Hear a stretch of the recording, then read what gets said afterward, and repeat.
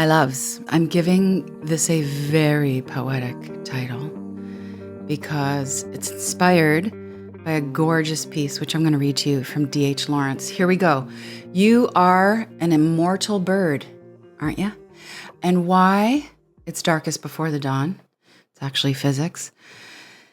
This is a pendulum update of my pendulum of suffering and joy in these last few weeks, which, as ever, I hope is a popcorn trail through the darkness for you. There's another side that's been wacky on the planet, but before we get going, I'm going to start off with this invitation because it's time sensitive. I'm doing a free class on Saturday, March 29th called the Rituals Class, Practices to Help You Choose. It's all about the choosing. We forget about the choosing. And to stick to better habits. And if you can't make it live, I'll send you the video and you get this little ritual kit, kind of the cliff notes of all the rituals I'm going to go over. And it's all free. So Saturday, March 29, 9 a.m. Pacific, 12 Eastern, free public class, hot topic. I'm going to unpack the metaphysics and a bit of the psychology behind quality thinking, what I would call higher thinking. I'm going to walk you through the 3 rituals that are a really big part of my life and my heart-centered membership, our heart-centered membership. And then you'll leave with the point form version, because who's got time, of all the rituals. And that is a lily pad into our membership where later in the month, I'm going to unpack 7 additional rituals. It sounds like a lot, but it isn't. It's life-changing is what it is. And here's why I'm doing this. Because I think we have gone crazy with habits, right? I just spoke about this recently in a podcast. I never know the numbers of my podcast, so I can't refer you, but it was recent. Just scroll back. I think that we're using our willfulness. That's all like splenic energy, like your spleen, your third chakra, to force results. And it works. Like you can get where you want to go, but at what cost? Fatigue, the self-criticizing, the being out of touch with our actual bodies and hearts. Rituals are very different than habits. Rituals, I think, need to come first. So let's talk about it, because I want you to pull in the divine support that I know you're longing for and you most definitely deserve. There's not even a question of whether you deserve it or not. It's done, of course. And then you choose the habits and you repeat them. So rituals class is daniellelaporte.com/rituals. All right, now let's get into the sacred. A powerful short poem called The Phoenix from D.H. Lawrence. Are you willing to be sponged out, erased, canceled, made nothing? Are you willing to be made nothing, dipped into oblivion? If not, you will never really change. The phoenix renews her youth only when she is burnt alive, burnt down to hot and flocculent ash.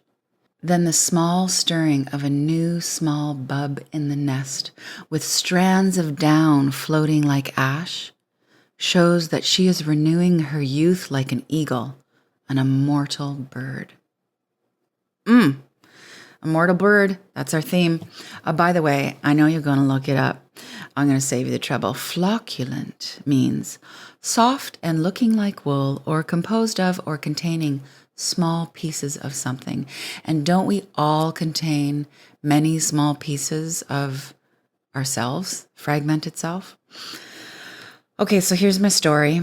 I have been in a pendulum swing of suffering and joy. It's been pretty extreme in these last few weeks. Naturally, darling, because the planets are stomping on us like flamenco dancers. Patterns? Goodbye. You sleepy? You a little bit unconscious, a little bit foggy? Wake up. The old is out and the new is, I don't know if the newness begs for our grace, but it's demanding our grace, that's for sure. Astrologically speaking, the month of March 2025 was made for you and me, warriors of light, those who, as D.H. Lawrence said, are dipped into oblivion, and those of us who intend to always come out on the other side, because immortal birds are we. So back to my darkness. On a particularly dark day, I thought to myself, this is around 10 a.m. in the morning. 10 is usually where I really get it going. Like I get up, I do my practice. Some days it's a walking meditation. Many days it's sitting in my living room, gazing at a candle, doing a particular practice. And then, I got to do all my oils and all my things. And just naturally, I sit down to do this kind of stuff at around 10 a.m. And it was around 10 where I was just like, I cannot bring myself. And I thought, I'm just going to cry in bed today. I'm going to lounge lizard in my kimono with the heaviness, because I never do that. I couldn't remember the last time I laid in bed and cried. And, I work from home, so I can totally do that. So I kind of did that. And it was excellent. It was just what I needed. It was cathartic. I felt so much better. It was what a sacred hit pause moment. I'm not sure what part of me needed to just cry in bed for half the day, but it was fragmented. It was my flocculent parts. And guess what? The following day was so much lighter. I was better. I did what I needed to do. And it's really been a lot of up since then. So I know you're thinking, what is going on? And you want the dirt on my suffering, but I'll give you the dirt here and there. I'll just be unpacking it forever. But the pile up of my circumstantial stressors, like all my complaints and my dissatisfactions, all the compromises, which are compromises that I'm really pissed off about making, which is kind of ridiculous, right? Because I'm using my choice. I'm using my full awareness, or so I think, to make these compromises because I'm so saintly and awesome. But then the free will backfires, doesn't it, when you just want to blame everyone else for your choices? Oh, God. Anyway, the actual circumstances, the challenges aren't what matters, because here's the lesson. Challenges come to kick up what's in the dark.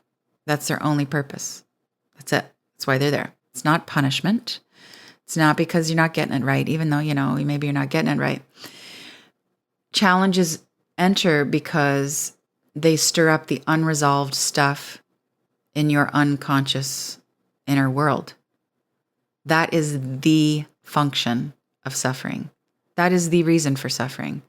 When we just cannot figure out why, the why, even the horrific, the answer to the horrific is the most awful to the light version of suffering, is here to bring us closer to the divine, to our divine power, to the higher self, to God, to our capacities, even when it's unfathomable.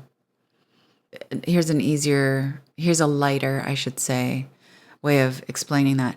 Illness comes to evoke a healing response. It is its purpose. It is its demand. It is the higher cause. So the other way to say this is that a really shitty season is a portal to your higher consciousness. And I decided to just lean into my shitty season like a very cranky, but very keen, resilient, immortal bird babe. And this is what I learned. Some of these lessons are fresh, and I'm going to be unpacking them for quite some time. Some are on repeat, because that's the way it goes. All right. Number 1, guilt is a doorway. Wait, before I tell you this, you just guess, okay? Guilt, what's the opposite of guilt? What's the antidote? What's the antidote to guilt? Innocence, right? Guilt is a doorway to innocence. So guilt is how my shadow self operates. Guilt is how my shadow self likes to roll. So for some of us, it's fear is our thing, anxiety is our thing. We all got our thing. For me, guilt. So I don't live in a state of this, but this is the darkness that pulls me downward for my attention. I experience emotions of guilt for pretty much everything, for what I want. And then when I feel bummed out because I don't get what I want, because that's life, then I feel guilty about being bummed out. I feel guilty about my dissatisfaction. I have experienced guilt. This is childhood stuff. I experienced guilt for my talents and my capacities. And I've also, of course, experienced guilt for my shortcomings. So I've been digging deeper into this phenomenon, and I think, well, I know it's going to be a focus of my practice for a while, but this is not my first excavation into this topic. And what I've figured out so far is that guilt points us to both our motives, also known as conscience, and innocence. Guilt points us to both motive and innocence. So I've got a really sweet nugget here from Manly P. Hall. Manly P. Hall is like, I'm trying to think of a metaphor for him in my life. Like, you've been hanging out with me for a while.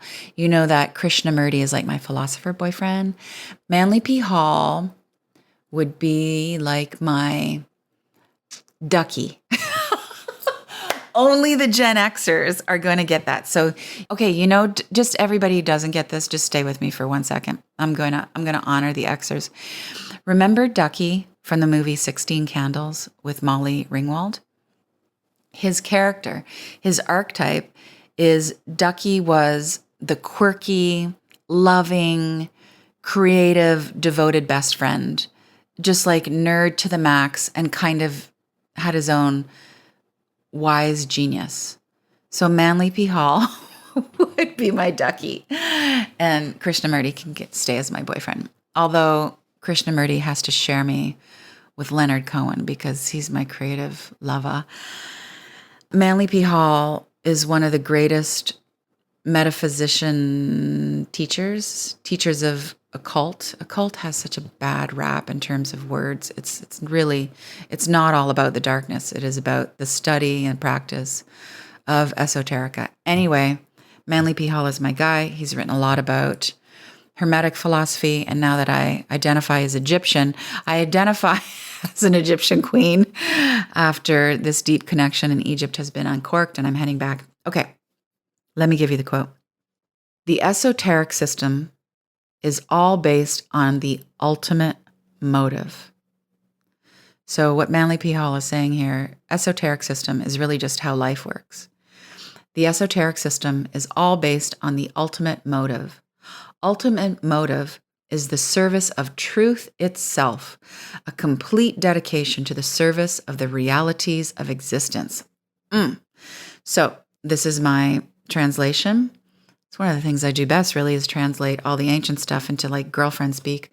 Motive is about conscience, and it's always a good thing to have that in check. So that is one kind of tributary into healing my relationship, at least, maybe yours, to any form of guilt. Like, what are you actually up to? Always a good thing to look at what your motives are.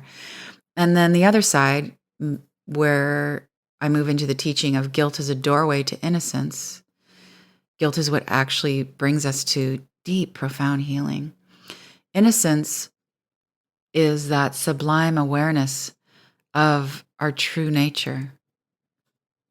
In this context, I'd make it even more poetic, and I would say that innocence is us becoming aware of our eternal belovedness. I love. You are the beloved. You are the creator. You were created by, from, for love. You are the beloved, unquestionably. And any guilt you have about anything should be, could be, is a pathway back to this awareness that you are loved. You are perfect. So what I'm doing is I'm auditing both my motives, because I could clean some of those up for sure. Lots of ways that I can be emotionally manipulative, not cool, want to get my needs met. I actually want to get the needs of my inner child met. But really, I'm responsible for that as the parent of my inner child, as a conscious, full being, not anybody else, not my man, not nobody. So I'm looking at my motives, and I'm also looking at my innocence, my purity of heart. Which brings me to my next lesson in what has been the shit show of this month for me. Resilience is our true nature. So you don't have to act resilient. You don't have to even dig deep to find your resilience. At your core, you are resilience itself. Let me give you another metaphor for this. You don't have to act loving. I mean, sometimes we act loving, it's uncomfortable, it's, we got to rise to the occasion. But you don't have to act like you're a good person. At your very core, your higher self, your soul, your true nature, your Christ consciousness, your Buddha nature, you are goodness. Okay? Same with resilience. So the higher self, by its very nature, is resilient because the higher self is the stuff of divine love. It's actually love. It's actually the heart center, the heart space that fuels our resilience. Because divine love is what? Divine love is accepting, and it's creative. It's ever generating new solutions and deeper levels of acceptance. It's very adaptable. Yeah, love is being with what is, as is. That's a mouthful. That's what happens. Just here sitting by the cherry blossoms, blooming outside my window, giving her. So here's the bottom line. I think when life demands resilience of you, and that's your soul, by the way. It's not circumstances, not the challenges. That's just the cloak your soul is wearing for you. When life demands you to be resilient, you just need to be more of your true self, which will always be more loving.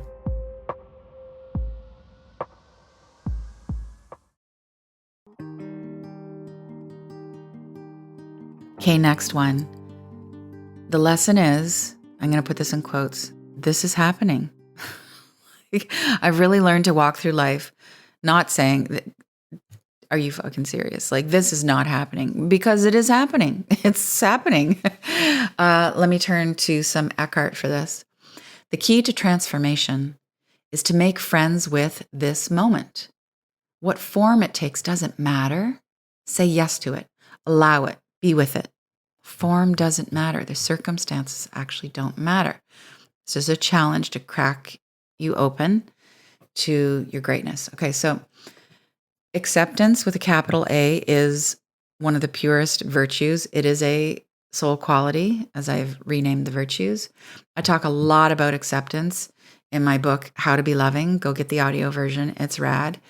But how it works for me is just when I think I'm embodying acceptance in my thoughts, my speech, and my actions, my soul gives me some new, gnarly, but amazing, some other situation, some other fuckuation to fully accept.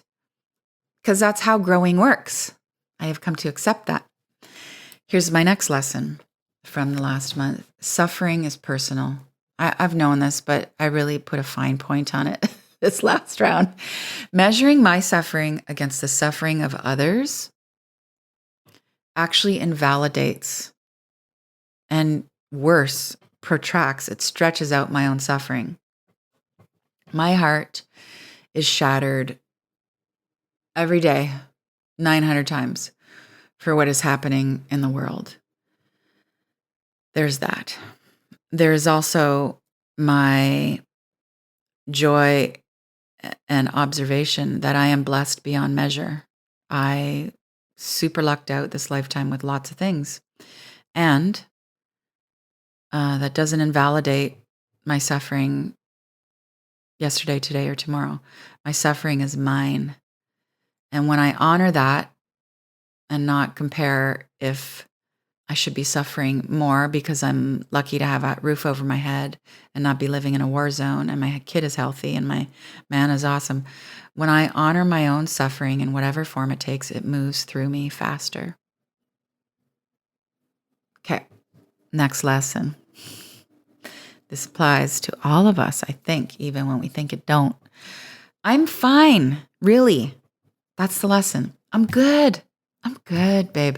No matter what. Historically, like here's a list. Cancel culture, it did not break me. Or getting ass canned from my very own incorporation. Or repeated mold poisoning, like one house to the other, one country to another. There was the mold hammering my system. Epstein-Barr did not take me out, nor did interstitial cystitis, which I really wouldn't wish on my worst enemy. I don't have any worst enemies, but no. Divorce didn't get me down. Well, it got me down. It didn't take me out. Professional betrayal. I've been in 3 quite serious car crashes, walked away from all of them. I've had a run-in with Voldemort's cousin. They shall all be nameless. Didn't break me. And Neptune being in my 6th house of health and work for almost a decade. But it's over this month. Alleluia. It did not break me. So, I got this. I got this, and I will always got this. I am an immortal bird. Same for you. All right, let's grand finale this, shall we? It's darkest before the dawn. That's the lesson. Repeat, obviously. It's physics and it's metaphysics. It is actually darkest before the dawn. So this is what I'm suggesting based on experience. Accept the dark. Accept the dark.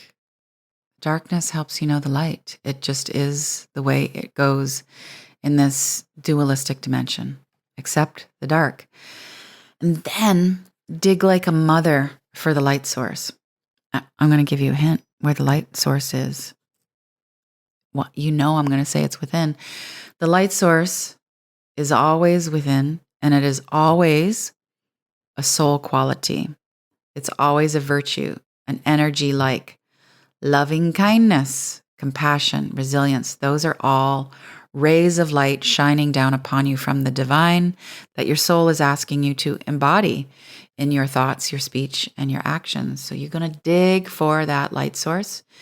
And when the shit gets shitty, you are going to choose loving kindness towards yourself and your flocculent bits. And you're going to choose compassion for yourself and others. And you don't even need to choose resilience. You're going to choose to be aware of the universal truth that you are resilient. You are resilience itself because you are the love stuff. And then, finally, but probably not finally, after you accept the dark and you dig for the light source, then you trust in the dawn, which is to say, the divine. The divine is always en route. More buckets of divineness are coming. You're always being held, but the speed at which the dawn, the relief arrives, is partially up to us. It's not a passive waiting. We can do the work. We can double down on the devotion, You go for the walk, you do the meditation, you call a friend. You know what it takes. It's partially up to us. We can turn up the dial, I think. We can DoorDash the divine. And the timing is very much up to the divine. So we just trust her. And that's everything I learned in this last month. And I'll probably keep learning it for years to come. I don't know. Do I want to say that? I was just being poetic to just kind of put a fine point on our closing. I don't want to keep learning those things for decades and lifetimes to come. So we'll just say it. Let's just close this, okay? I love that you're here. This is my joy. And may I be of service. Thank you. So, what are you going to remember? You are an immortal bird. I see you soon with love, Danielle.